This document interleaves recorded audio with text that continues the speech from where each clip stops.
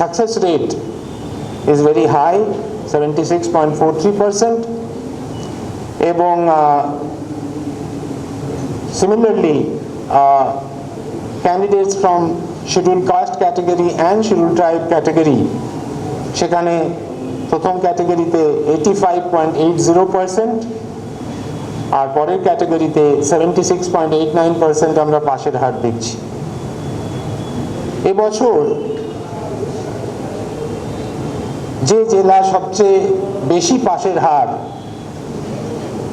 তার নাম হচ্ছে কালিম্পং। 95.10% স্টুডেন্ট সেখান থেকে পাশ করেছে, 0.10। মেদিনীপুর থেকে 94.82%, এটা পূর্ব মেদিনীপুর, 94.82%, কলকাতা 92.31%, এবং পশ্চিম মেদিনীপুর 91.40%।